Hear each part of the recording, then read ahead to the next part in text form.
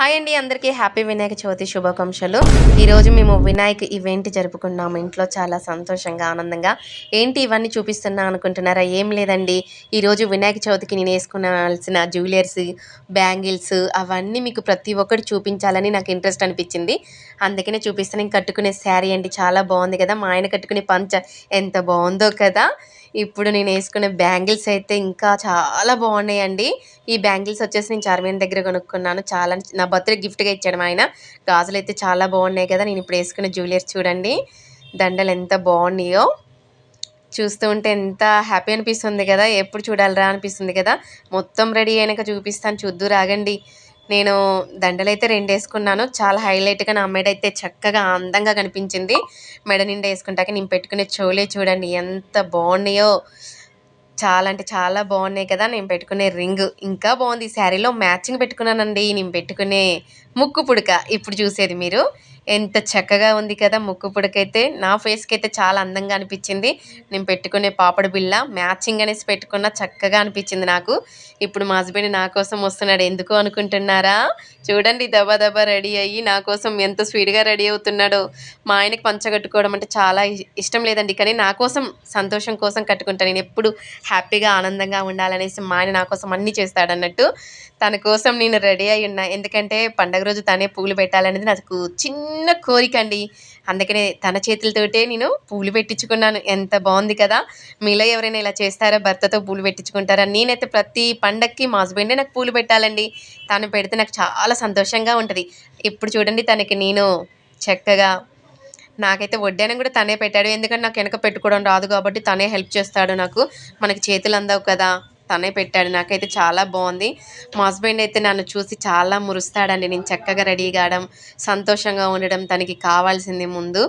నేను సంతోషంగా ఉండడం చాలా కోరుకుంటాడు తను. తనకైతే నేనేం చేశాను చూడండి, మంచిగా కుంకుమ తీసుకొని నేను వెండి కుంకుడికి వెళ్ళిపోద్దాం అనుకున్నా, మర్చిపోయాను. తనకైతే నేను మంచిగా కుంకుమ పెట్టాను. ఎందుకంటే తనకి నేను పెడితే చాలా ఇష్టం అన్నట్టు, అందుకని నేనే పెట్టాను కుంకుమ. నేను పెట్టినా లేదో మా హస్బెండ్ నాకు ఒక మంచి ముద్దిచ్చాడండి. కడుపు నిండిపోయింది అనుకోండి. ఈ లోపల నేను చక్కగా బొట్టు పెట్టుకోవాలి అనేసి నేను మంచిగా మెరూన్ కలర్ బొట్టు పెట్టుకున్నానండి. స్టిక్కర్స్ నాకు పడవండి, అందుకే నేను బొట్టు పెట్టుకొని కుంకుమ పెట్టుకుని పద్ధతిగా రెడీ అయ్యాను కదా. ఎంత పద్ధతిగా రెడీ అయ్యానో అండి. ఈరోజైతే నేను వినాయక చవితిని ప్రతి పండగకి పద్ధతిగా రెడీ అవుతాను. ఎందుకంటే మనం ఇంట్లో ఆడపిల్ల లక్ష్మీదేవిలాగా కనిపించాలి అనేసి మంచిగా రెడీ అయ్యి చక్కగా ఇద్దరం కలిసి మంచిగా పూజ చేసుకోవాలనేది నా కోరిక. ఈ లోపల మా ఆయన నేను రెడీ అయ్యే లోపల అన్నీ రెడీ చేసి పెట్టాడండి. ఎంత మంచిగా అందరూ మాకు ఇంట్లో ఉన్న వాళ్ళందరూ హెల్ప్ చేస్తున్నారు. రమ్య అందరూ. మా హస్బెండ్ అయితే దగ్గరుండి మరి చూస్తున్నాడు కదా. పసుపు కుంకుమ అన్నీ మంచిగా వేస్తున్నాడు. ఇలాంటి భర్త దొరికారంటే చాలా అదృష్టం అనుకోవాలండి నేనైతే. ఈ లోపల నేను చక్కగా చీర కట్టుకొని రూమ్లో నుంచి వచ్చేస్తున్నాను. ఎందుకంటే ఇంత మంచిగా రెడీ అయినాక నాకైతే తను చూసి చాలా బాగున్నావు అన్నాడు. చాలా హ్యాపీ అనిపించింది. ఈ లోపల ఇద్దరం కలిసి చక్కగా పని ఇద్దరం చేస్తాము. ఎందుకంటే వినాయక చవితి అనే కాదు, మా ఇంట్లో ఏ పండగైనా మేము ఇద్దరం కలిసే చేస్తాము. అప్పుడే మాకు హ్యాపీ అనిపిస్తుంది. పసుపు కుంకుమ కూడా మేము పెట్టాం. ప్రతి ఒక్క చిన్న పనిలో నాకు హెల్ప్ చేసేది నా భర్త సపోర్టే అండి, నిజం చెప్పాలంటే. ఈ వీడియో ఇంత అందంగా రావడానికి కారణం కూడా ఎవరు అనుకుంటున్నారా? చెప్తాను చూడండి లాస్ట్లో, కంగారు పడకండి, ఓకేనా. నేనైతే వినాయకుని తీసుకొస్తానికి వెళ్ళాలి, లోపలికి వెళ్దాం అనేసి అన్నీ రెడీ చేసుకున్నాము. ఈ లోపల గిన్నెలలో తను సడన్గా అక్కడ పెట్టేశాడనేసి ఒక 2 చిన్న బాల్స్ గిన్నెలు తెచ్చుకోవాలనేసి ఇంకా లోపలికి వెళ్ళాలి. ఎందుకంటే తను ఇవన్నీ చూసుకోలేదు, అక్కడ పెట్టేశాడు. ఈ లోపల నేను వెళ్ళేసి చక్కగా పెట్టేశాను. మా హస్బెండ్ ఏదో అచ్చంతలేదో కలపడానికి తీసుకొస్తున్నాడు అనుకుంటా. నేనైతే 2 గిన్నెలు తీసుకొచ్చేసి ఒక దాంట్లో పరవన్నం, ఒక దాంట్లో ఏమంటారు ఉండ్రాల పాయసము 2 గిన్నెల్లో పోసేసాను. మంచిగా ఉండ్రాల పాయసం కూడా వినాయకుడికి చాలా ఇష్టం కదా ఉండ్రాల పాయసం, అందుకనే స్పెషల్గా తయారు చేశానండి. ఇంకా వంటలు అన్నీ ఎలా చేశానో కూడా ఒక వీడియోలో పెడతాను. ప్రతి ఒక్కరు చూడండి, నాకు సపోర్ట్ చేయండి. మీ అందరి సపోర్ట్ నాకు ఎప్పుడూ ఉండాలి. యూట్యూబ్ ఛానల్లో చూసే ప్రతి ఒక్కరు నా ఫ్యామిలీ ఫ్రెండ్స్గా అందరూ బాగుండాలని ఆ దేవుణ్ణి కోరుకుంటానండి. నేను దేవుడికి అన్నీ తీసుకొద్దాం అనుకున్నా, కానీ మాకు ఇక్కడ హైదరాబాద్లో ఏమీ దొరకలేదండి.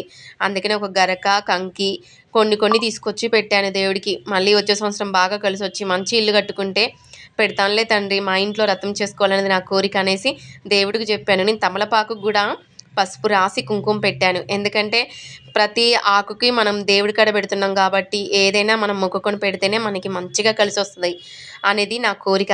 నాకైతే నేను మొక్కిన ప్రతిసారి నాకు దేవుడు వరమిచ్చుకుంటూ వస్తూనే ఉన్నాడు. అందుకనే నేను దేవుడికి ఎంత చేసినా చాలా తక్కువ చేశాననే ఫీల్ అవుతాను.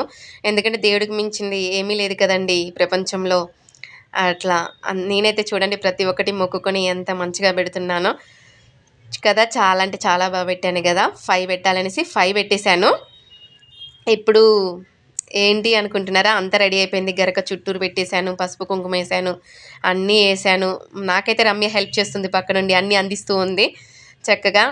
ఫస్ట్ టైం రమ్య ఎంతగానో పని చేయడం తిట్టాను, ఆడపిల్ల అన్నప్పుడు అన్ని పనులు చేయాలి, అలా పడుకోవద్దు అని. అందుకనే రమ్య చక్కగా అన్ని పనుల్లో హెల్ప్ చేసింది. ఎందుకంటే ఆడపిల్ల ఎప్పుడు యాక్టివ్గా ఉండాలి. ఈ లోపల మేము వినాయకుడిని తీసుకొస్తానికి లోపలికి వెళ్ళామండి. చూద్దాం రండి. చిన్ని వినాయకుడు నాకైతే.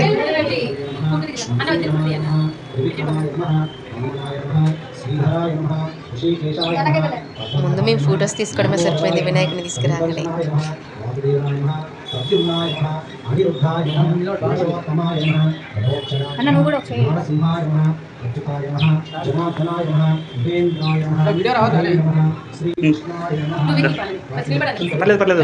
गणेश महाराज के जय बोलो, गणेश महाराज के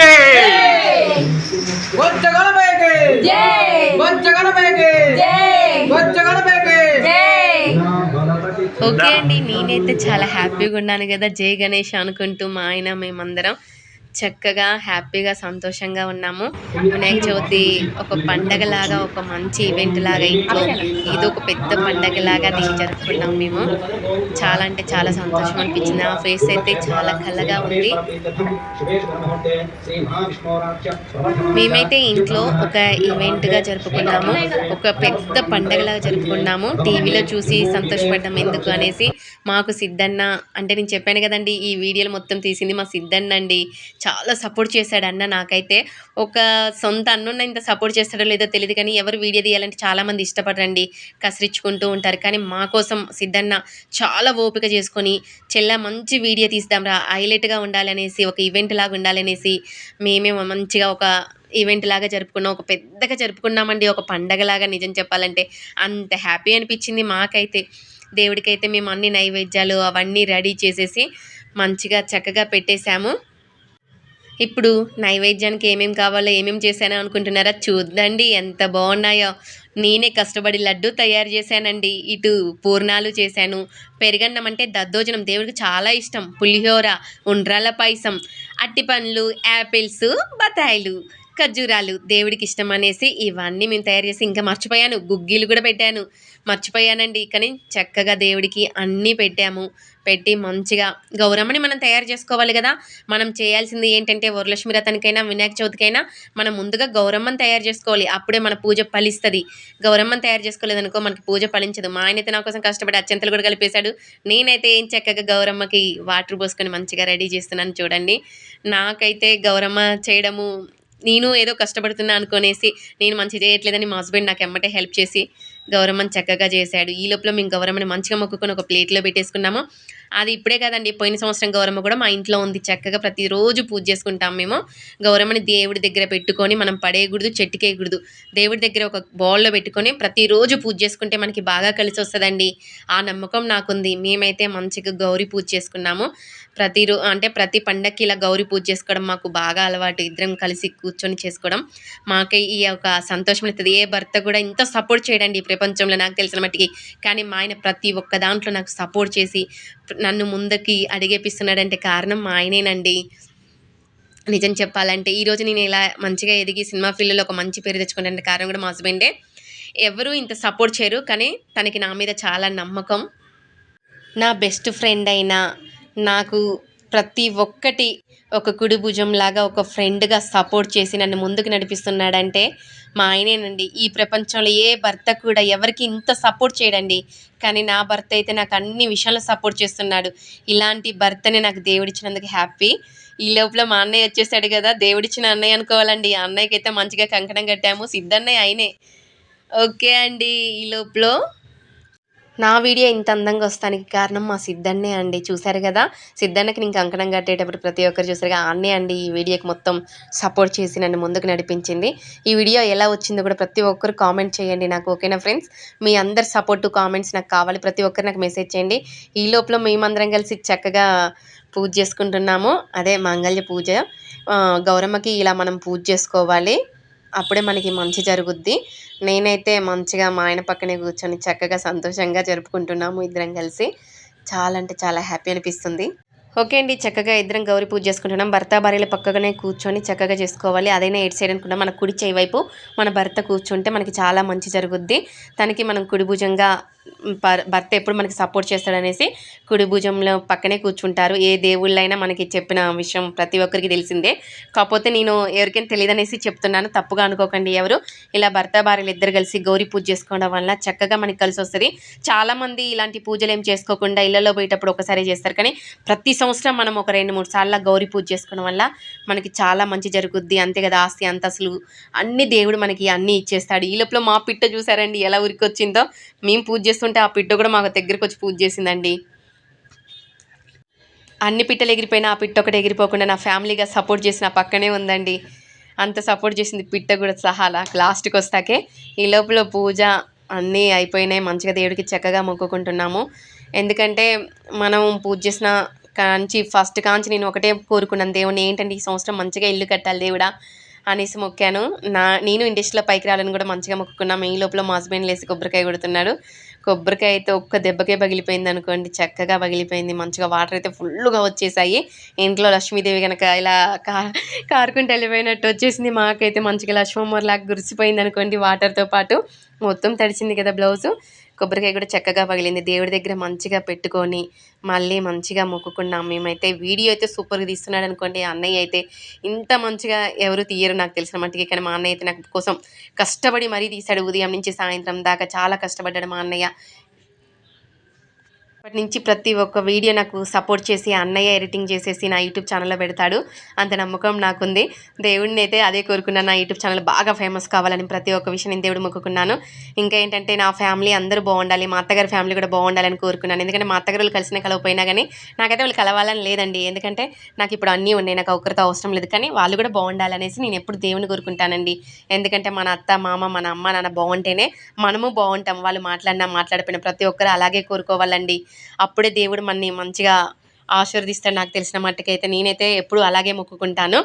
ఒకప్పుడు అనుకునేదాన్ని మా అత్తగారులు కలవాలి మంచిగా ఉండాలని, కానీ ఇప్పుడు వాళ్ళు కలవద్దని మొక్కుకుంటున్నాను. కానీ వాళ్ళు బాగుండాలని కోరుకుంటాను ఎప్పటికైనా. ఎందుకంటే ఒకప్పుడు నేను కష్టాలు ఉన్నప్పుడు ఎవరు ఆదుకోలేదు. ఇప్పుడు నేను బాగున్నప్పుడు నా దగ్గరికి వచ్చేవాళ్ళు నా చుట్టాలేం కాదు. అదొక ఫీలింగ్ ఉంటుంది కదా నాకైతే. ఎవరు కలవపోయినాయి కదా, మా అమ్మ మా నాన్న మా అత్త మామ నా ఫ్యామిలీ నా చుట్టాలందరూ బాగుంటే చాలని కోరుకుంటున్నాను మనస్ఫూర్తిగా. దేవుడిని అయితే నేను ప్రతి ఒక్క విషయం మీకు షేర్ చేస్తాను. ఎందుకంటే నేను నా మనసులో ఉన్న మాట చెప్పాను, అబద్ధం చెప్పలేదు ఇంత మటుకి. మా ఆయనైతే మొక్కేటప్పుడు చూడండి నాకు దగ్గరకు వచ్చి మరీ మొక్కుకుంటున్నాడు. అంత ఇష్టం నేనంటే. ఎంత చక్కగా అనిపిస్తుంది కదా. మా జంట అయితే నాకు మా ఆయన హైట్గా ఉన్నా సరే నాకైతే, నేను హైట్ తక్కువ ఉన్నా కానీ నాకైతే పక్కా మంచిగా సపోర్ట్ చేస్తాడు. నన్నైతే కంటికి రెప్పలా కాపాడుకుంటాడు. చాలా అంటే చాలా హ్యాపీ అనిపిస్తుంది నాకైతే తన సపోర్ట్ ఎప్పుడూ ఉండాలని. తనైతే నా పక్కన ఉంటే ఎప్పుడూ ఆనందంగా సంతోషంగానే ఉంటాడండి. అంత ఇష్టం తనకి నేనంటే. నేనేంటి కిందికి వంగి మొక్కుతున్నాను అనుకుంటున్నారా? ఏ దేవుడు పూజ చేసినా మనం ఇలాగే మొక్కుకోవాలండి ఇంట్లో. ఎందుకంటే ముక్కు నెలకు రాసుకుంటే మనం చేసిన పాపాలు ఏమని ఉంటే దేవుడు మనకి తొలగిస్తాడు. అయ్యో వాళ్ళు నా కాళ్ళ మీద పడి మరి ముక్కుతో ఇలా రాస్తున్నారు కదా, వాళ్ళు ఏం చేస్తే పాపాలు తొలగించాలనేసి దేవుడు మనసులో అనుకొని తొలగించేస్తాడండి. ఈ లోపల రమ్య చూసారా, పూలు కొనుక్కొచ్చుకుంటే మేము అందరం పెట్టుకున్నాం. రమ్య పెట్టుకోకుండా దేవుడికి పెట్టింది మంచి మొగుడు రావాలని. నాకు తెలిసిన మట్టుకి తనకి మంచి మొగుడే రావాలని కోరుకుంటాను. ఎందుకంటే చాలా మార్పు వచ్చింది రమ్యలో నాకు తెలిసినంత మట్టికి. చాలా హ్యాపీ అనిపించింది. ఇట్లా ఫ్యామిలీలో ప్రతి ఒక్కరు సపోర్ట్ చేస్తే మనం ఏ పండగైనా ఏ పూజ అయినా మనస్ఫూర్తిగా జరుపుకుంటామండి. నేనైతే చాలా హ్యాపీగా జరుపుకున్నాను. ఇన్ని వంటలు చేసినా నాకు ఇంత కూడా కష్టం అనిపించలేదు. దేవుడికి ఇంకా చెయ్యాలి అనిపించింది, అంతే హ్యాపీ అనిపించింది. మేమైతే ప్రతి ఒక్క ప్రసాదాన్ని దేవుడికి అలా ఆరగించడం మాకు బాగా అలవాటు. ఎందుకంటే అలా చేస్తేనే దేవుడు తింటాడు అనేసి ఒక అనుకోవడం. హారగించడం అనేది చెయ్యాలి, ప్రతి ఒక్కరూ ఇలాగే చేయాలి, దేవుడికి హారగించాలి. అప్పుడే మనకి దేవుడికి ప్రసాదం పెట్టినా ఫలిస్తుంది అన్నట్టు. అంతేగాని హారగించకుండా అక్కడ పెట్టి 3 సార్లు ఇలా ఇలా అంటే బాగోదండి. నేనైతే అందుకనే దేవుడికి ప్రతి ఒక్క ప్రసాదాన్ని మంచిగా మొగుడు పిల్లలు ఇద్దరు పట్టుకొని అలా హారగించాలి. అప్పుడే మనకి మంచిగా జరుగుద్ది. మనసులో ఉన్న కోరికలు ఉన్నా కానీ దేవుడు తీరుస్తాడు అనే నమ్మకం నాకు బాగా ఉంటుంది. మేమైతే చక్కగా చేసినాం.